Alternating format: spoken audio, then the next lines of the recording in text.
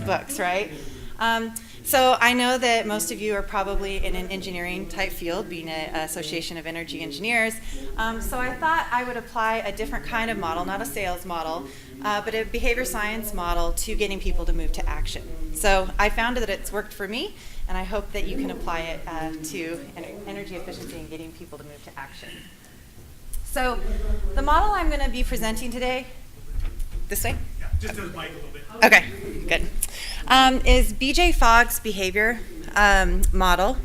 It is actually intended to help with technology design, using user experience programmers and designers to influence people to use technology and do stuff, get you to click on it, get you to enter your email address into a technology.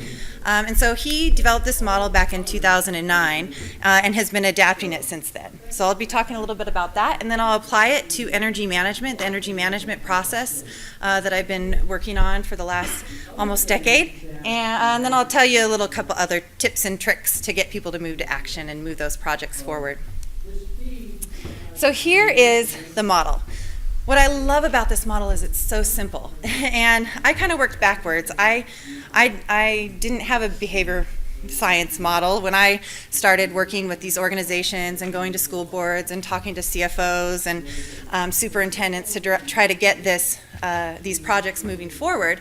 I kind of did trial and error. So I ran across this model about a year and a half ago, and it made sense to me with the experiences that I had learned to move these projects forward. There's 3 components to the model to get people to move to action. The first one is a motivator. The higher, if you're motivated up here, if you're high motivated, the second one is ability. How simple is the task to do? And then the timing of a trigger, which is technically just a reminder. So 3 components: motivation, ability, and a trigger at the right time will move anybody to action, no matter what the decision is, whether it's to buy a t-shirt or to invest in an energy efficiency project. If it's all aligned perfectly, they will move to action. So within each of those components, there are different factors that you need to think about. The first set of factors I'm going to talk about are triggers. So there's a spark trigger, a facilitator trigger, and a signal. So when ability is high but motivation is low, you often can use a spark trigger. And I'm going to apply this to technology, our everyday use of technology first, and then I'll apply it to energy management.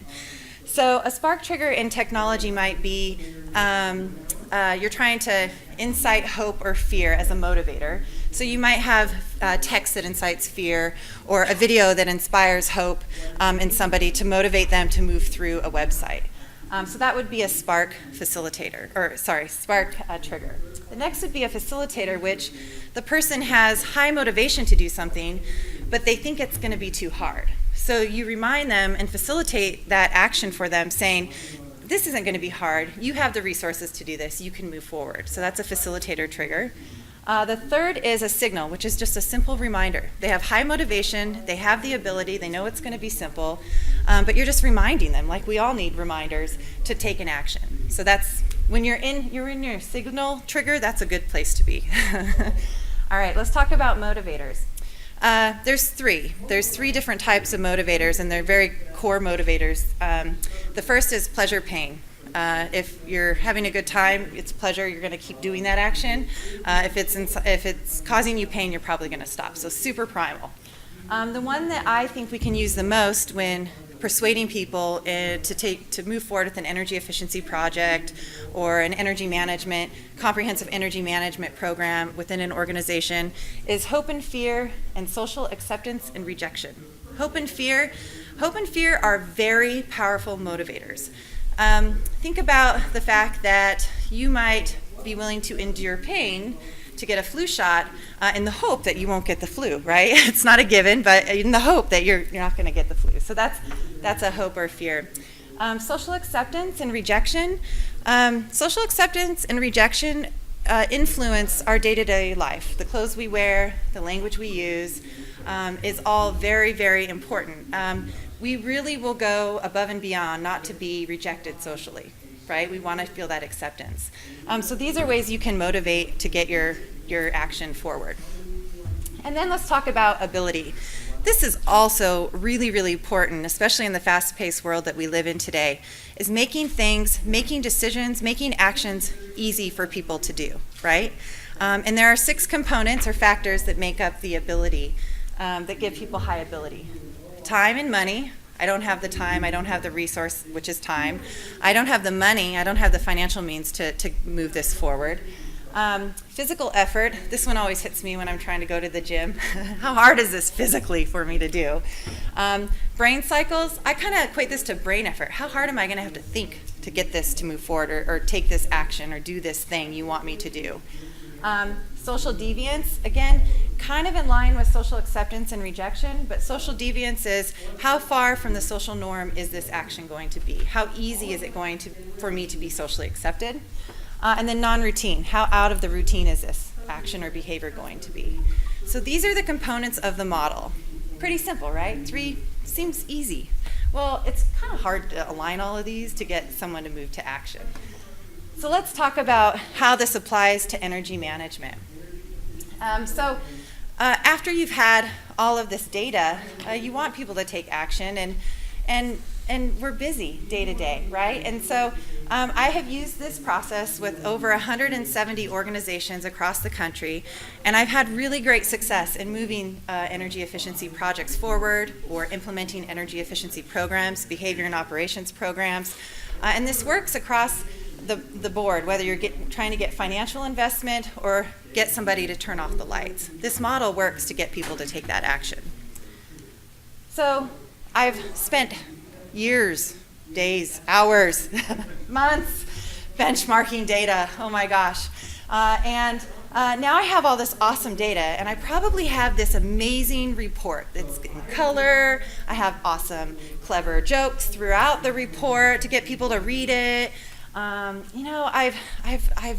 emailed it out, and I even went above and beyond, and I printed it double-sided in glossy color. I mean, it's beautiful, all these charts and graphs and super awesome regression analysis and weather normalized data to show that certain buildings are using more energy than others. You probably also know where you're going to, invest in that next project where you should. But I went the extra mile. I printed out this report. I even got it professionally bound, and I put it on the desks of the people that needed to know. And no one is beating down my door saying, "We got to do this project. You're right. It's so great." No one's doing it. Why? What do I do now? I've got all this data. So, who is feeling really uncomfortable right now and wants to check their phone? Don't do it, please. But technology, again, has been using triggers for a long time with us. In fact, these triggers are so strong, they could take us away from our families, the ones we love the most, a dinner, an anniversary dinner. You know what I mean? Like your kids play because you see this and I got to check my text, right? Who's getting me on this? You feeling me on this? All right, so we all need reminders to check something. And what we're trying to get people to do with data is, number one, just look at it. Open the email, look at the report. The next thing you're trying to get people to do is seek to understand the data, to learn about it. We're the energy nerds. We know this stuff. I guess I shouldn't call you all nerds, but I'm the energy nerd. And so we really want them to look at it, seek it to understand it, so that then they can make a knowledgeable decision. And the third is to fund whatever you're trying to get funded, right? And to move forward or get their support. So triggers can be extremely important. And what I would suggest, if you have a great report or you have a great idea and you have the data to back it up, is call the meeting. That's the trigger. It could be a signal if you have a highly motivated, good culture around energy management, or it could be a facilitator, right? Where you're going to make it easy for them to look at the data and educate them on the data and understand that data. You know what else I do as a big motivator to get people to actually show up to the meeting? Because that's the first step, right? That's another decision and action you need them. Use the pleasure motivator with food. Food, it goes a long way. Coffee, refreshments, food. Get them in the room with that. And also let them know it's going to be easy. Come prepared with that agenda. Here's what I'm going to show you. Here's what I have to show you. Remember that report I put? It's only going to take an hour, hour and a half of your time versus 3 hours reading my report later to understand that data. And I'm going to take you through it. And by the end, you're going to understand it. And I'm going to ask these 3 things of you. So have an agenda and trigger them to attend the meeting to look at that data. And have those beautiful copies that you printed out and show them in that so they have something to look at. So that's one thing. The next is motivation. This is a little bit different and harder to incite hope and fear and social acceptance. Those are the 2 that outside of food, right? I got them in the room. But now I need to get to know my audiences in the room. And from my perspective, I'm usually a consultant coming in and working with these organizations, so I don't really know people. If you know your organization, you can still use this.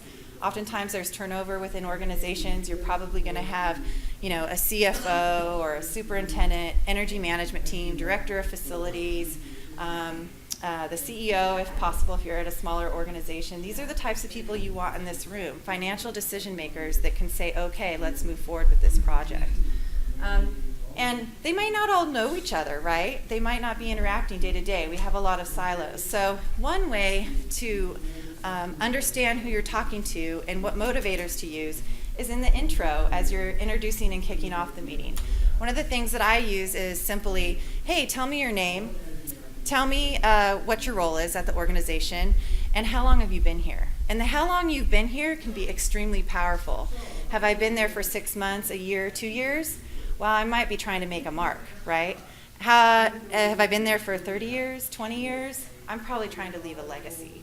And that's kind of a hope and fear thing. Like I'm hopeful that I can leave a legacy here and that my time here has made a difference. So that's a motivator.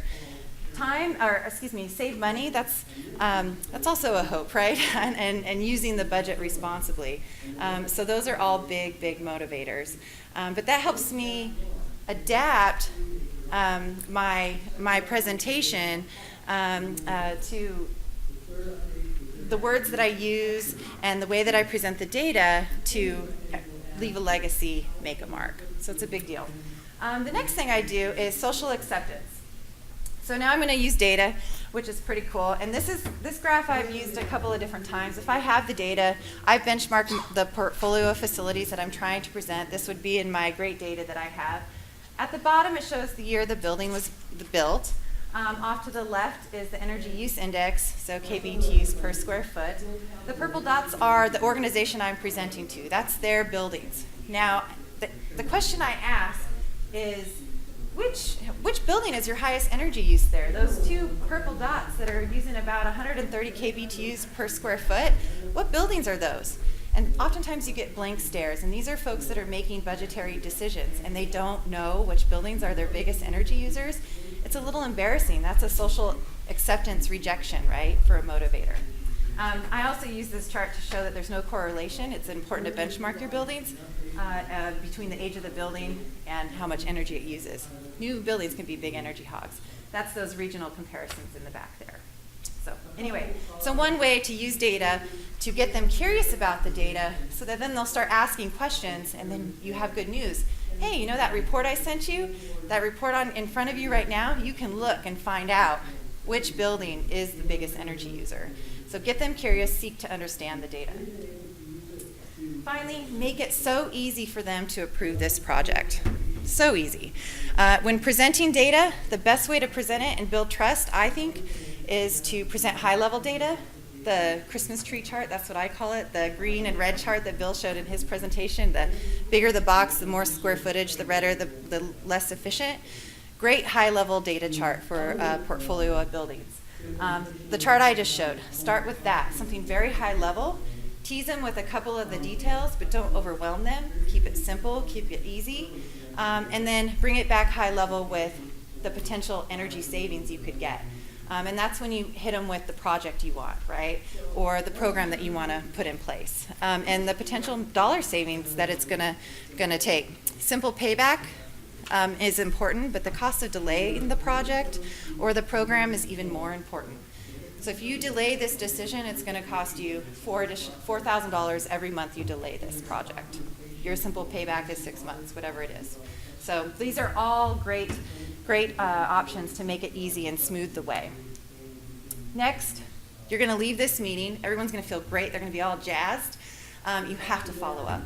Keep triggering them. Now their motivation's going to be high. Their ability is going to be high. They understand, but now you need that signal trigger to remind them to take that action. Follow up. Keep it simple. 1 page with an action item. I like to say incrementalism. There's a bigger picture here, but break it down into simple actions that you can use as momentum to keep your program and keep that project moving forward. All right, remember, behavior equals motivation, ability, and triggers. All 3 of these aligned, someone's going to do what you want them to do. It's kind of cool. You can like totally mess with people. Couple other tips and tricks. Avoid choice overload. Have you ever tried to go just paint a room blue? Oh my gosh. Navy blue, aquamarine blue, Tahoe blue. I mean, the colors are crazy. 3 choices. Narrow it down to 3 choices. We will avoid making a choice because it's hard. Your ability becomes lower on the chart. And provide them 3 choices. It helps really simplify. That's the max. Set common goals. This breaks down walls and gets people working together. It also creates that social norm. So use social norms. Great charts and graphs to use are ranked facilities. No one wants to be, if you have a common goal to reduce your energy use by 5, 10, 15%, no one wants to be the biggest energy user, right? And then keep following up and communicating the success that you're seeing through the program. Now that you've got people engaged with the data and they understand the data, now they're going to be expecting maybe a monthly report, right? A very simple monthly report they can look at in 20 seconds and know, wow, we're doing better than we were this time last year. So those are the types of things that you want to do. All right, I almost ran out of time, right? Am I close? All right, so be careful though. This really works. I'm serious. I have been in a room in a university doing this project, and I got the CFO to approve $1 million energy retrofit that the director of facilities had been trying to get through and it just was a trigger. He had high motivation ability, and the timing was perfect. Timing is really perfect, needs to be aligned with that trigger. And it just happened they were making budget decisions right after we were having this workshop. So it was great timing, and he approved it, and the director looked at me like, you're crazy. Now I've done 170, and that was the only time I got $1 million project approved. Usually it doesn't happen that quick on the spot, but many other projects have come to fruition from that process. It may take a couple months. That's why you got to continue to follow up. But be careful, because your projects will get approved, and then you're going to have to execute. And that's a whole nother talk. All right, thank you so much.